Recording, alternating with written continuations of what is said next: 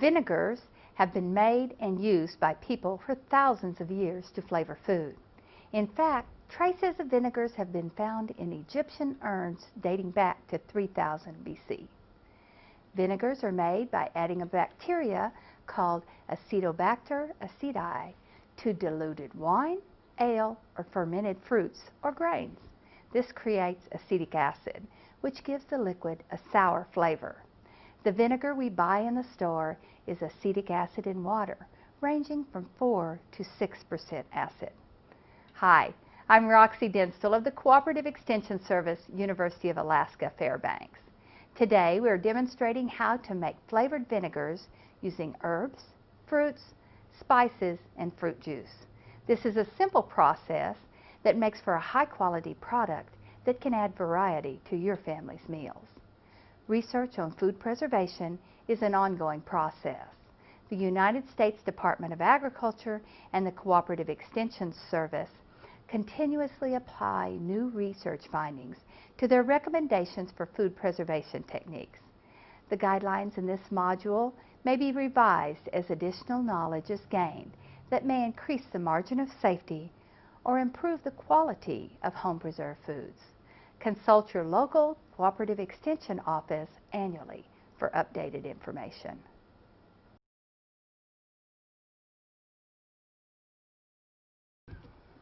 To make flavored vinegar, you'll need glass bowls or plastic containers, measuring cups and spoons, cheesecloth for straining the vinegar, jars with two-piece lids like these, and a boiling water canner. Supplies include herbs, like our fresh herbs that we have growing over here. We have cilantro and parsley. We're going to need vinegars, fruit juices, spices, such as these cinnamon sticks, and fruit. Vinegars to be flavored come in a wide variety of types based on what the vinegars are made from and how they are made. The product you're making will determine the type of vinegar used as the foundation. White distilled vinegar is typically stronger and sharper than other vinegars and is used in pickling. They usually contain about 5% acetic acid. Apple cider vinegar is made from cider or apple juice and has a characteristic brownish yellow color. Balsamic vinegar is an aromatic, aged type of vinegar made from the concentrated juice of white grapes. It's very dark brown in color and has fine flavors developed from years of aging. Rice vinegar is made of rice and is most popular in East and Southeast Asia. It comes in white, which is really kind of a light yellow color. It also comes in red and black. Wine vinegar is made from red or white wine and is used in Mediterranean countries. Wine vinegar has a lower acidity than white or cider vinegars. To make flavored vinegars, we recommend using either rice or white wine vinegar as the foundation. Distilled white vinegar can be successfully made into flavored vinegars, but may be a bit stronger, sometimes overwhelming the delicate flavors of the herbs. By the same token, cider vinegar has a more distinctive flavor and color that may not be as attractive with some herb combinations.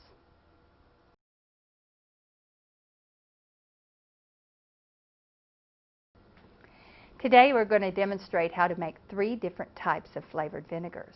A simple herb vinegar, a vinegar made with fresh fruit and herbs, and a vinegar made with fruit juice. Begin the preparation with clean equipment and supplies. Equipment must be clean to avoid contaminating the vinegar. Make sure all bowls, jars, and measuring equipment are scrupulously clean. If using a jar for the steeping, sterilize the jars by heating in boiling water for 10 minutes. A simple herb vinegar can be easily made by just putting some sprigs of herbs in a jar and pouring warm vinegar over them. The temperature of the vinegar will be just below boiling, about 190 degrees. Use 3 or 4 sprigs per 2 cups of vinegar. I've washed and dried my herb. I'm going to put it in the jar. Place it in the bottom of my jar. 3 or 4 sprigs, but again it depends on how strong the flavor of those herbs are. And I have my vinegar. It is hot, just about boiling, so it will steep rather quickly. Just going to pour it right over the top. And I've chosen to use a white wine vinegar.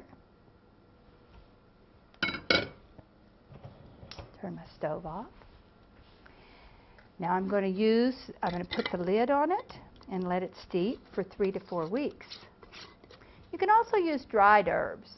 And in that case, we're going to use 3 tablespoons of dried herbs per pint. Out here I have some dill and I have some red cracked pepper that would make wonderful vinegars. At the end of the 3 weeks, we're going to strain the vinegar through a cheesecloth and discard the herbs. They do begin to look a little rough after a while. When the herb vinegar is finished, it may be hot water canned for 5 minutes in sterilized jars with 2-piece lids. For more information on boiling water canners, refer to the Canning Basics DVD, available through the University of Alaska Fairbanks Cooperative Extension Service. You may also keep the vinegar tightly covered in the refrigerator until all the vinegar is used. Now I have some vinegars up here that I've made. The first one is a purple basil vinegar. And as you can see, that I just took the purple basil and poured the warm vinegar over it. It has a beautiful color after steeping. And of course, after about 3 weeks, we did pull out all the old herbs. I also have a sage vinegar, and it's very attractive as well. And it was made with dried herbs. Has a wonderful flavor. Now the third one is one that is my personal favorite, and I used edible flowers. Edible flowers can be used to flavor vinegars, and a good example is used blossoms from nasturtiums, chives, or any other edible flowers. Simply fill the bottle with blossoms and pour the vinegar over the top. This is a vinegar I made last summer from nasturtiums. Note the beautiful color, and it has a great peppery flavor from the blossoms.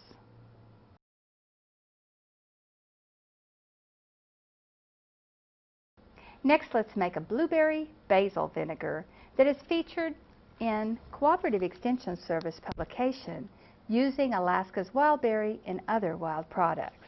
This is a simple vinegar, just like the one I just made, but it has the addition of blueberries. The ingredients are 4 cups of fresh or frozen blueberries, 4 cups of white wine vinegar, the zest of 1 lemon, and 1 cup of fresh basil, loosely packed. First thing we're going to do is combine our blueberries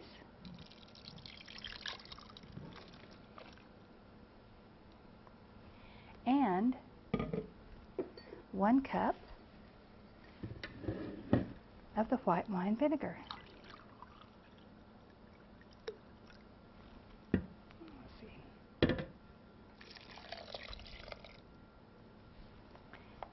And we're going to lightly crush the blueberries. Bruising the fruit incorporates the flavor into the vinegar much more quickly. And as you can see, I've used frozen blueberries, and there's a lot of juice that's already loose. Now, we're going to add the remaining 3 cups of vinegar.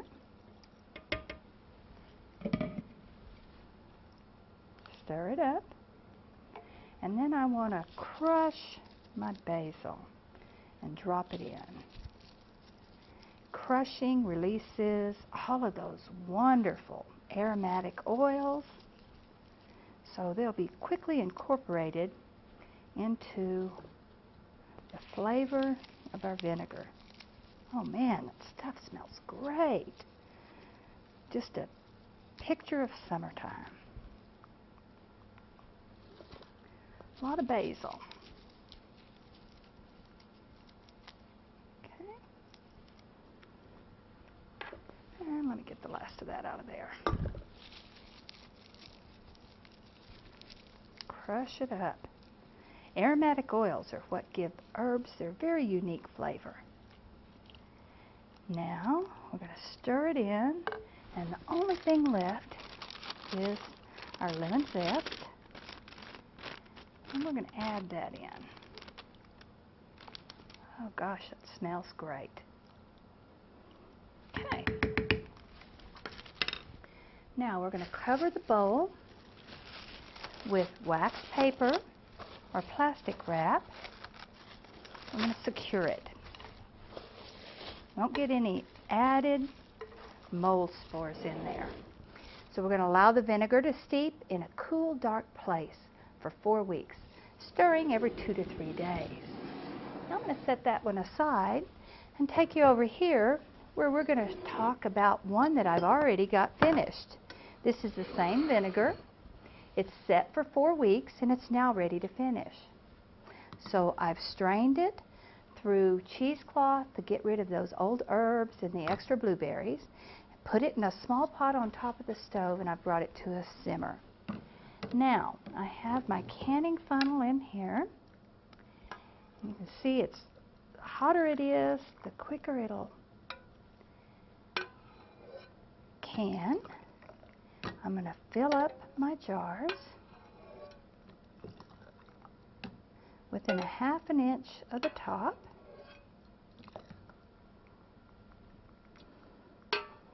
It smells really good. Of course, I love the smell of blueberries in the summertime, and this really smells good. Oh, let's see, I haven't got quite enough in there. Sometimes it's kind of, it'll fool you when you get that canning funnel in there, exactly how much is in that jar. Now, we're going to put our lid on, and it's all ready to process for 10 minutes in the boiling water canner. Now, after processing and cooling, the vinegars are ready to be put in your pantry. Now, I'll be back in a little while when I have all these vinegars processed and finished.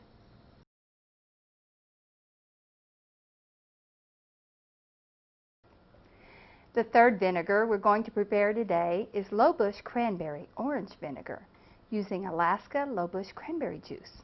Low-bush cranberries are also called lingonberries. I've taken 1 cup of cranberry juice that I canned last summer, and I'm going to put with it 1 cup of sugar. I'm going to mix it together until it dissolves. Now, the cranberry juice that I had, I canned it last summer, and the recommendations for canning cranberry juice are given in the Alaska Wild Berry book. It's always nice to have these wonderful products that you can use later that you prepared last summer. So we're going to simmer the juice until the sugar is dissolved. You can hear that grating sound. That tells me that my sugar's not dissolved yet. So while I'm waiting for it to dissolve, I'm going to prepare my spices. I have a couple of cinnamon sticks and some cloves. I'm going to pull the ends up and tie this together. Now, the reason I'm putting them in a spice bag is that the cheesecloth is so porous that it allows the flavors to come right out of there, but yet I don't have to be fishing out all those little pieces of cloves later. So they're all ready, my cranberries are ready, and my white wine vinegar is ready. So let's see how our juice is doing. Well, it's beginning to dissolve, and you can still hear that little bit of gratiness that tells us it's kind of like sand in the bottom. I always say you can always look for the milky look, but I can always hear the sugar, whether the sugar's dissolved or not. Okay, and you can hear how all of a sudden there's just a little bit of gratiness, not much. It's important to go ahead and dissolve that sugar so that it'll mix easier when we put the other stuff with it. Okay, hear that? That tells us it's all ready. Okay, we're going to add our cranberries, low-bush cranberries, our spice bag, and 3 cups of white wine vinegar.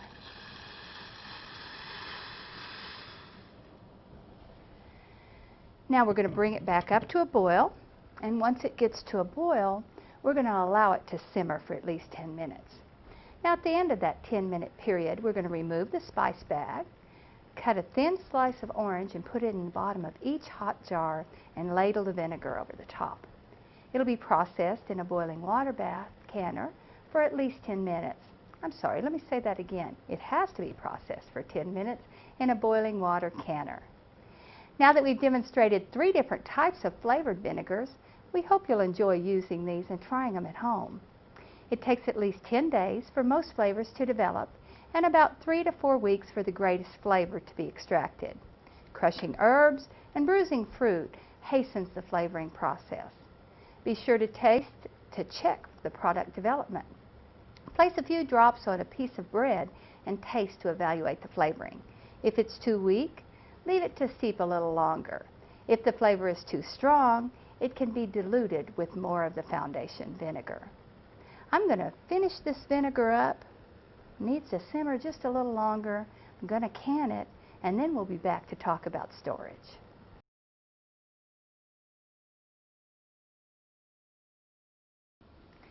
Because vinegars are highly acidic, mold is one of the few problems that can occur. Make sure all of your equipment is spotlessly clean before starting, and keep the vinegar covered during the steeping period to protect from mold spores entering the product. If mold occurs in the vinegar, discard it, as it is unsafe to use. The mold may show up as a sliminess. These products have been processed in a boiling water canner, and the seals have been checked. Label with the product, the processing time, and the date. If vinegars are properly prepared and bottled, they're good for 3 months when stored in a cool place, and 6 to 8 months if stored in the refrigerator. If the flavored vinegar ever has mold on it, or in it, or signs of fermentation such as bubbling, cloudiness, or sliminess, throw it away without using any of the vinegar for any purpose. Vinegars can be combined with a small amount of oil and used as a salad dressing, used in marinades, and even combined with club soda for a refreshing beverage. Experiment with your favorite herbs and fruits to develop your own recipes.